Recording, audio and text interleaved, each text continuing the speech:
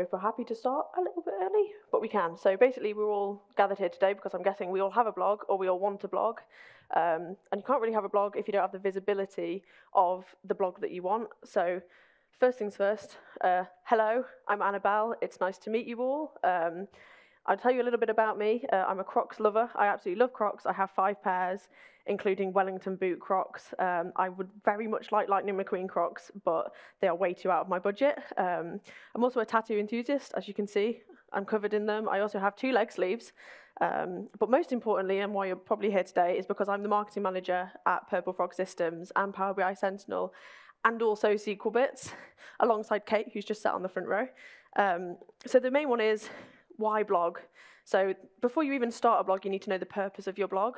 So there's so many reasons as to why you might start a blog. So education, to write a blog, you need to know about the topic. Just writing about a topic helps you improve your knowledge a lot more than if you're just watching a YouTube video looking at a screen. A blog acts as an online CV. It's kind of an archive of everything you've ever learned, everything. You can look back and be like, look how I've progressed in a year. It's great to just keep track of what you're learning. As many of you probably know, it's a great way to work towards getting your MVP award. Have we got any MVPs here or anyone working towards MVP? There you go. If you do, it's a great way to start a blog. I'd recommend it, as it also deems you as a more trustworthy, credible source in your community. People go to your blog for guidance. They go to you as they trust you. So the main question of today is, you've written a blog. Now, what do you do with it? What do you do with your blog? You have some content, you have some ideas, but what do you want to do with it? So let's start with a bit of the nitty-gritty, and we'll talk about what is SEO. So SEO is search engine optimization, and it's basically the practice of optimizing a website or your online content to make it more visible and rank higher in any search engine results. So this could be Google, Bing, Edge, any of the above. So basically with SEO, the goal is to attract organic, non-paid traffic by improving the website's relevance and authority in response to specific search terms. So why is SEO important is a whole nother question. So can I get a raise of hands of when was the last time that you went to page 1 of Google? Page 1 of Google is pretty much everyone. Everyone's been to page 1 of Google. I know I have. So just keep them up. Keep hands up if you've been to page 1. So what about page 2? When did you go to page 2? Page 3?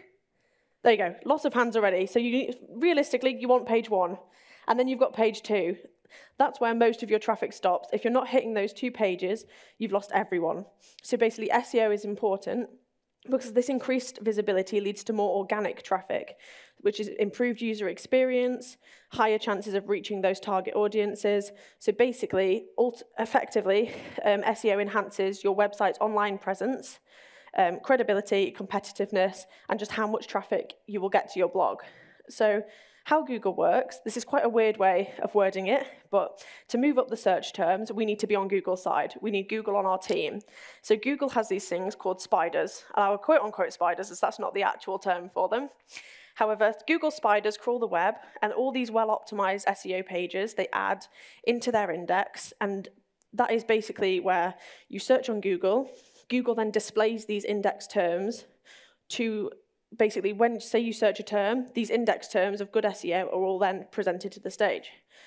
So this process is fundamental to how search engines provide relevant and useful information to users. This is how they know what you want to find when you Google a question. But how do you make sure your content comes up for different searches and make sure it's relevant to your searches? And you do that through targeting accurate keywords. So by targeting accurate keywords, you can do this with a tag manager or a keyword finder. As you see, there's many resources on the screen. Feel free to take a picture. There is a really easy way to find keywords without using a tag manager or keyword generator. So if you just literally just Google absolutely anything, scroll to the bottom of the page, you will always get some related searches. And if you look at those related searches, these are things people are searching if they searched your word, if they searched your term, they're also searching these at the bottom. That's why they're related searches. So where would you use these keywords once you found them? So say we've got one of these related searches. We've got a keyword that pops up. Where do you use them? We want to use these absolutely everywhere, and I mean everywhere, but in good quantity. So when your page pops up on Google, and I'm using an example from the Purple Frog blog, this is what comes up if you search Microsoft Fabric. I use Microsoft Fabric as I'm sure it's a hot topic at the minute. This is just an example of how to use these keywords. So as you can see, I've highlighted Microsoft Fabric. It's one of the first words that you see in the title. This is a blog by Alex Whittles, if you didn't know. So he's also used Power BI, Synapse, Microsoft Fabric, Synapse Analytics, data warehousing, data lakes, data factory. These are all terms that would pop up if you searched Microsoft Fabric. So the page title is one of the main ones. What is Microsoft Fabric? This includes the keyword straight away. You know what it is, you know what this blog is going to be doing, you know exactly what you're looking for if you clicked this. The meta description, this is super important, but a lot of people often skip over this as it can be auto-generated by your website, whatever you choose to build your website on. It's really important that you do use one of these. As you can see, Microsoft Fabric, first keyword in there, also gives you a really quick snippet of what it is. You know just from reading that meta description what Microsoft Fabric is. It's if you want to go in more detail, you can then click it and read more. So I've just chose the example of WordPress, as I'm sure a lot of people have a WordPress account. They're very popular, they're free to blog on. So edit post, your blog title is also your Google title. This is what shows up on Google. So it's really important that you get this right. So keep it simple, keep it to the point, 100% include your keyword in this title, if not the first word that you mention being that word. The second one is your meta description again. The recommended length is between 50 and 160 characters. And another one that some people forget is your slug, which is your URL, what people search when they're on your website to find it. It's really important to keep your keyword in the slug. So as we said before, with the example of Microsoft Fabric, I'd throw in words there like documentation, Microsoft, certification, tutorial, pricing. These are all things at the minute people want to know about Microsoft Fabric. So using them in all of these is a great, great choice. So where else can your keywords be used? They're not just titles, not just slugs. They can be used in your subheadings. So now that all the behind the scenes is done, we're on to content, and subheadings are good for SEO because they help not only include your keywords, but they help organize and structure the content of your blog. It's easier for search engines to understand the context and relevance of what you've even written in your blog if you split them up. And it's always important to make sure you're using heading 1, heading 2, heading 3 that you've set in your blog, not just making the font a bit bigger and adding it bold, because Google doesn't know that that's a subheading, they just know that that's a bit bigger text. So basically, not only do subheadings increase Google's chances, they increase your user experience, the way users read your blog. So if you had a massive paragraph of text, I would say half the people in this room would just skim that text straight over it, looking for those keywords. It's just psychology, it's the way the brain works. So by breaking this up, it also increases or decreases your bounce rate. So a bounce rate of 40% or lower is really good. So your bounce rate is longer watching times and potentially lower bounce rates, for both of which are positive signals for SEO. These are really good for your website if you can get this nailed. So bounce rate represents the percentage of visitors who enter the site and then leave, rather than continuing to other pages within your own website. So the aim of a blog is the hook, and you want to supply the sinker with your content. So by having a low bounce rate, this means that people are actually engaged in your content. They want to know more from your content. They want to read another blog from you because they like you. So I have one example of content. You may struggle to read this, that's the point. This example is directly from Google themselves. This is on Google's website. This is exactly from Google. And I'm going to attempt to read it to you, and you'll see how I'll struggle to read it. So imagine this in a blog. This is an example of overusing keywords. So we sell custom cigar humidors. Our custom cigar humidors are handmade. If you're thinking of buying a custom cigar humidor, please contact our custom cigar humidor specialists at customer.cigar.humidors@example.com. As you can tell, you can't remember anything from that except custom cigar humidors. It's not very useful, it's not informative. The main point of a blog, the main people go to a blog, is for information and entertainment. That provides none of the above. It is absolutely terrible. So a good example. As you can tell, it's mentioning the keyword Microsoft Fabric in multiple places, but only where it makes sense. You don't want to throw Microsoft Fabric in every single sentence you've done just because your blog's on Microsoft Fabric.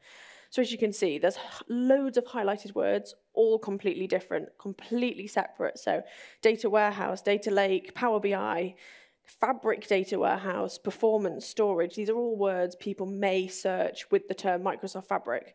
And all of that will help your blog come onto page 1, come onto page 2 of Google and get seen a little bit better. So another one way you can get your blog more visibility is actually categories and tags. I'm sure you've all seen categories and tags in your blogs, but If you've ignored them, I would suggest going back and changing them a little bit. So basically, categories and tags increase views and they enhance user experience. Assigning relevant tags to individual posts, you create a searchable index that helps readers find content related to specific topics or themes. So by doing this, you're giving them a really easy way to go, I really liked your fabric blog, I want to read more fabric blogs from you. Click, done, easy, bounce rate, good, nailed it. They also provide, so categories specifically, provide a broader organizational structure, guiding your users to explore various topics on your blog. This improves navigation, boosts your blog's visibility, which is why we're here, on search engines, attracting more visitors, as it's just a really easy way to get around your website. You've got them on your website, you don't want to lose them. So another way you can use your keywords is with images. So I know this is very keyword heavy so far, so stick with me. But if you can also use with images to up the ante on more SEO topics. So for effective SEO on images, it's crucial that you name your files correctly. A lot of the time, I've seen many, very guilty myself, called untitled design, picture one, screenshot at this time. Like it happens, we're lazy. It's really important that you name them right because Google scans what your images is called. If someone saves your image on your blog, they're saving it as screenshot, which I'm sure nobody really wants that. So it's really effective to use this. Also, alt text. Alt text is great because without alt text, Google doesn't know what images you're showing it. It just thinks, oh, this is just a picture, it's just blank. So it's always really important. You must use alt text. Throw your keyword in there if it makes sense as well. Another great place to do so. Also, providing context with captions or surrounding text to your pictures also allows Google to know what it is. And if you don't do that, it might be worth doing an image sitemap. This QR code goes to how to make an image sitemap. I'm not getting onto that today. It is a little bit technical. But if you do alt text correctly and you alt text all your pictures, you shouldn't need this at all. And it's a whole lot easier to alt text, trust me. So another way you can use your images in general for SEO is compress your images, make them a little bit smaller files so that your website loads faster. People stay if your website's fast. Ensure they're mobile compatible. You don't want your image to take up an entire phone screen. Someone has, they just won't scroll. Integrating images seamlessly into your content. Do you have a new subheading? Stick a photo above it if it makes sense. So in simple terms, make sure any images you use are relevant to your content. Give them an appropriate file name. Use SEO keywords in images and titles. And always, I beg, please have alt text on your images. So another way of blog interaction is you can include just the content you include in your blogs. So image sliders, strategic links, embedded videos. This all enhances your engagement. So someone could even just comment on your blog, that was a really good picture, that video was really helpful. A lot of the time people think, it's not my content, I don't want to put it in my blog. It's not the way it works. You're sharing something helpful. You're becoming a source for them, a trustworthy source that they go to find information that's helpful. Such as, I would suggest adding a quiz question to the end of your blog, making sure your comments are turned on, just really increasing your community, which increases the amount of people that will come back to your blog on a daily basis. So I do have a few social media techniques. So it's write something your audience cares about, know your audience, get to know them. Literally, you can quite literally ask your audience, what do you want me to blog about? What do you want to see? It's not a taboo question. You can ask it. You want to know? They'll probably tell you. Hashtags are great. I actually found out on Twitter, no more than 3 hashtags works really well. Not really sure why. The social media person for Twitter actually said that to me, so I would take that and believe it. Emojis, use them on Twitter. They show your personality. They show that you're you. You can also use them in your blogs. Don't be afraid to use an emoji in your blog. It's a great way to be a little bit cheeky, a little bit fun, just making sure your personality shines through your blog. So there's loads of more on there. Feel free, many suggestions. You're more than welcome to absolutely any of them. I do have some free blogging tools. This may be a helpful slide. So I'll go through them quickly. So a keyword tool. You can put in a keyword. If you put in a keyword, it'll give you a bunch of suggestions for keywords. It literally couldn't be easier to do. Blog post ideas. This is a generator where you type in, I want to do a blog on Microsoft Fabric, and it'll go, 7 ways to do this in Fabric, 5 videos that you'll think are really helpful. It just gives you a long list of ideas, making it really easy to make snap judgments. Another one, if any of you here are YouTube specialists or love posting on YouTube, YouTube video to blog post, this literally gives you that framework of, I've recorded a video, I really want it really quickly in a blog post, bam, done, sorted. Headline Analyzer is another one that's really useful. So as I said before, your title's really important to hook people into your blog. It's the first thing they see when they read your blog. So with the Headline Analyzer, this basically tells you what you could improve, where you could move your keyword to. It's really helpful tools. They're all out there. You don't need to do it yourself if you don't have the time. I know a lot of people are really busy. So another one is a conclusion generator. I personally struggle to. I've wrote the blog. I thought of all the content. It's taken me a while. It's taken me an hour to write this blog, and I just can't think of a conclusion. It's just, I don't want to spend 20 more minutes writing a conclusion. This link literally does it for you. You put in your entire blog, and it'll give you a sentence that just goes, in conclusion, I did this, thank you very much, the end. One of my other tips are be yourself, and I decided to take a quote from RuPaul, as I feel like everybody loves RuPaul and RuPaul's Drag Race, was to, if you don't love yourself, how the hell are you going to love somebody else? Which is super important to me, because your blog is yours, it's your personality, you don't hide behind a screen, don't be corporate, be you. I've seen so many blogs, and the ones that do a lot better are the ones that they post personal stuff, they relate it back to themselves. So I have a blog about Crocs, if I'm completely honest. I write about Crocs all the time. I write about marketing in Crocs, and they do well because I don't hide, I'm me, they're funny, they're aimed at other younger audience. But with all this positivity and things you can do, there is often some common mistakes that do happen when you are writing a blog. So a lot of people start a blog going, yes, I'm going to do this all the time, this is going to be great. They post one blog, they don't see an immediate response or traffic, and they go, I'm not doing it. No, not for me, don't want to do it, waste my time. Please do not think like that. It's a long road. Blog consistently. The more you blog, the more you get your name out there, the more you get recognized for your skills, different skills people don't even know you had.